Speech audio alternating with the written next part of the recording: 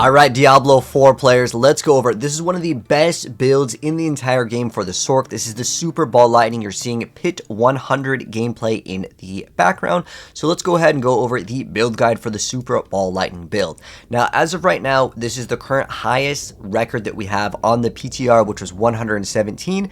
This is looking to be like one of the best builds. There is some potential also with Crackling Energy, and we'll wait to see within the next few days or the week to see if that build's buffs are going to make that one potentially one of the best builds in the game. But for the most part, I think everyone's going to really gravitate towards the Super Ball Lightning, which is the variant that you shoot out the ball lightning.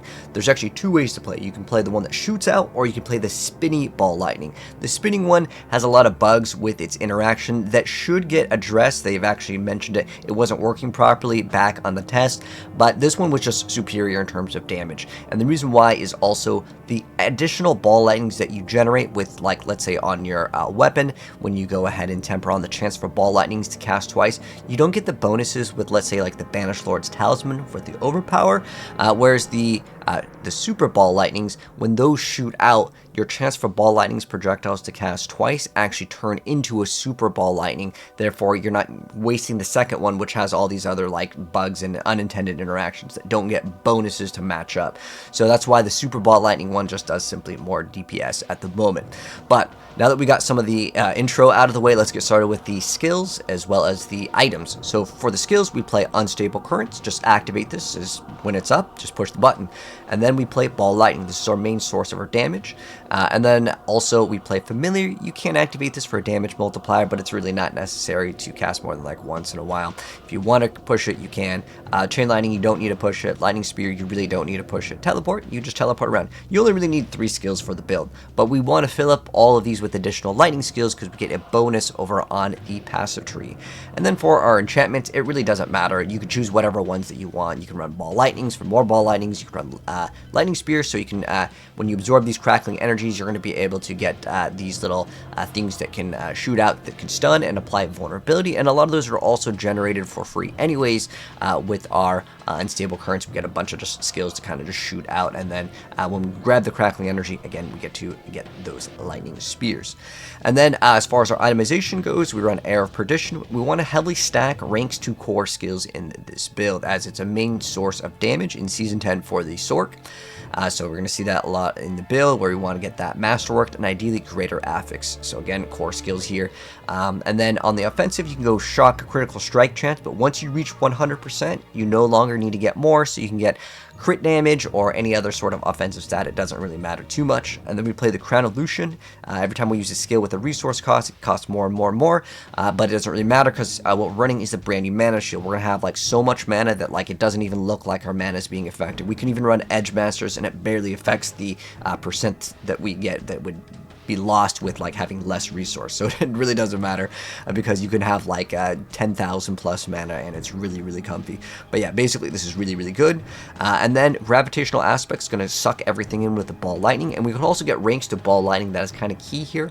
And then if you want to run the infinite like teleport version, which with Harlequin, you definitely want to get attacks, reduce evades cooldown, because I will also include that version of it, which is the speed farming version, also in the separate planner here.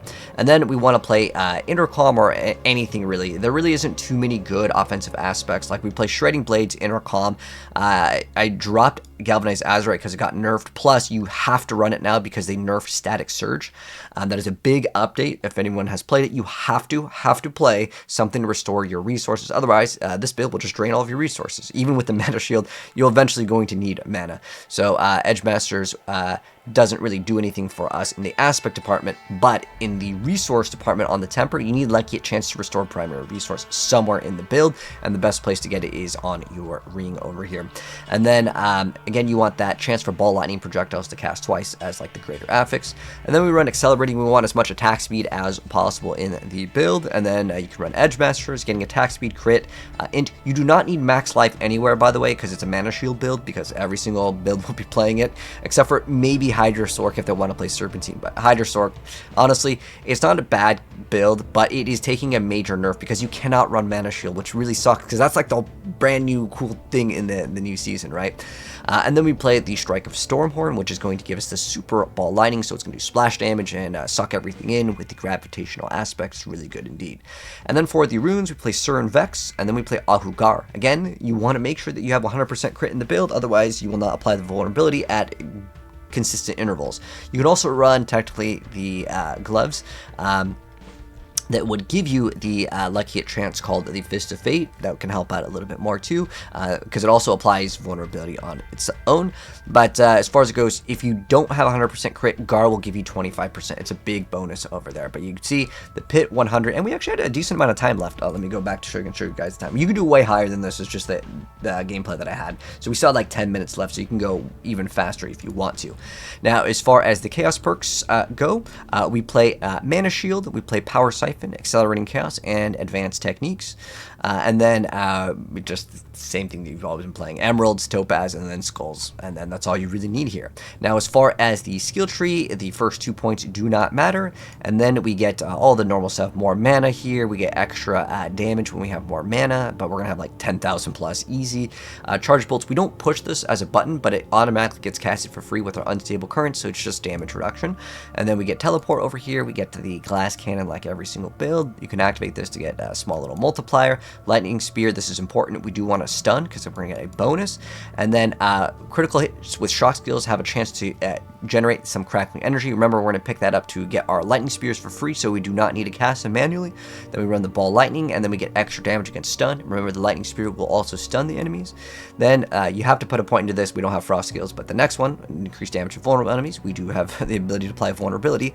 And then over here, let me move this down. So we get elemental synergies, cooldown reduction, and then we have convulsions just for more damage. And then we get overflowing energy. It actually got a kind of nice buff over here, so it just gives us extra cooldown reduction as well as a big amount of damage, 85x lightning damage. So that's going to be pretty dang cool.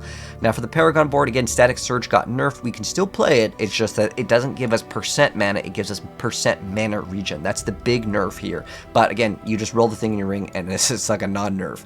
So the starter board is going to be Destruction. Again, you do not need to get HP anywhere in this build, which is why I'm saying Sorc is going to be on top on Season 10, because you do not need to invest into any defensive stats for the most part. You can get damage reduction, but you don't need HP, which normally you have to get. So anyways, Destruction's the first one, and then we go into the Eliminator over here with Frigid Fate. I know it says the bonus damage with Cold. You get what's called non-physical damage, and non-physical damage counts towards this bonus, and it's pretty easy to achieve. And then we go to Static Surge. So it got changed here. So it's 30 mana regeneration rate, not 30% of mana. It was way more broken before, but now it's yeah, it's nerfed. But again, just run it on your ring, and it's basically going to be the same. If you really need to get it for some reason, and you get so much attack speed that your mana goes away, I don't even think it's possible to attack that fast. But because you can only get 200%, but if you really need it, you can drop and run another chance to restore a primary resource, let's say on like the Amulet Temper. But you run Adept over here, that's going to make your balls bigger. Okay, so yes, Adept works with the Spinning Ball Lightning and the one that shoots out. So the Super Ball Lightning, your balls are going to be bigger. And then next up in the Paragon board, we run Tactician over here. This is going to give us increased damage. It's just bonus to the rare node, so you don't need this because this is crackling energy damage. There's not a crackling energy build, but there is a crackling energy build, which, I mean, you can basically convert. Most of the Sorc builds can be converted because all you stack is core skills, but crackling energy is a completely different build. But yeah, we don't need the bonuses with that. So we just get the bare minimum here, and then we get the Ceaseless Conduit. While you have crackling energy charges, your skills just do more damage, and we get infinite. You can see our bar never drops. That's the bar where it keeps on saying like gain Banish Swords, gain this. So it's right above that. All those little like circles, those are all of our little crackling energy damages. And then when we reach full charges, our damage is increased by 3 times until you run out of charges for the crackling energy. Again, it's not a crackling energy build, but it just says while you have crackling energy charges, your skills deal X increased damage, and then it gets increased. You're going to get the 60x bonus, don't worry about it. You stack int on this build heavily. And then we run Enchantment Master. So this is why both of your enchants must be the same. It doesn't really matter. Choose 2 lightning ones. Okay, that's key. I don't care which ones you choose. I mean, you can run Teleport. You can run. There really isn't too big of a difference in what you're running, but you must run Lightning Spear. So just pick any 2, including Lightning Spear. And then we run Unleash over here. So after you spend mana, you get extra mana regen, but it's really just there because there really isn't too many other good ones that give you a good damage multiplier and a good like node over here. But there's other ones you can play. You can run like the one where you're a little bit closer, and you can, in theory, get a little bit more damage with that one, but the mana regen will be a little bit better, and it gives you technically an X damage multiplier on a non-condition, which is like close, because that's the other option that you can run. But anyways, guys, yeah, that's going to be the build. It's a really fun build. It's going to be a little bit different than the spinning ball lightning, so I think that's kind of cool. But if you're wondering which is better, the spinning one, if we test it out and the spinning one is better, I'll update you guys on it, because I plan to run Sorc at the very beginning, and well, the spinning ball lightning was one of my favorite things, but the super ball lightning, I gotta say, currently, as far as we're aware of, is going to be the better option. I will also include a non-mythic one if you're like, I don't got the mythics, or I hate farming them. I feel you on that. Fist of Fate, run that instead, and then you can run the brand new Galvanite Azurite instead of the Starless Skies. It did take a nerf, but the nerf isn't really that big of a deal, and it's fun. It kind of magnetizes enemies and causes them to get sucked in again, so you have like a double suck in this build, which is really cool. But yeah, it's a really fun build, super tanky, and again, you could basically do pit 100. I threw this build together legitimately. I didn't like have perfect master working at all. You can actually scale this build to be very strong. And if you want the speed farming version with Harlequin that lets you infinite teleport, I will also have that one down below. And the cool thing with this version of the build this season, because I know there's people out there like, dude, I never get a Harlequin with greater affix on cooldown. I know, dude, it sucks. However, now you can run Crown of Lucian in the pants, and the brand new ring also rolls a cooldown reduction.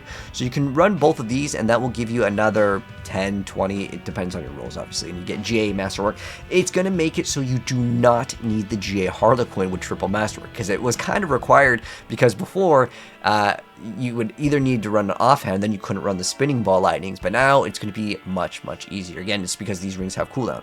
Now, alternatively, if you're thinking about, well, can I just run Talrash's to get cooldown? That does work, but remember, you need that lucky chance to restore, so then you'd have to swap in your amulet. There are workarounds, but basically, it is going to be a lot more easier for those people that don't ever get the greater affix Harlequin with triple masterworking. Now, how much do you exactly need? Well, it depends on your rolls on the GAs on everything, and how many masterworks you're getting here and there. But basically, you should be able to get it, but remember, you want to make sure that you have attacks, reduce, evades, cooldown, and you need to weave in an attack in between to really min-max it. And you could also play the teleport rune if you want to, or the enchant. That could be another option if you want to go for that. But yeah, really fun stuff indeed. Anyways, Diablo gamers, have fun. This is, again, currently the best build, and if there's any changes, like if somehow Crackling Energy takes the cake on it, I will update the build as that got some buffs, and no one got to test out the buffs because, well, the server starts out tomorrow. But anyways, take care, Diablo gamers, and the planner will be linked down below, or the link in the bio. But anyways, have fun with the ball lightning build, guys. Peace out.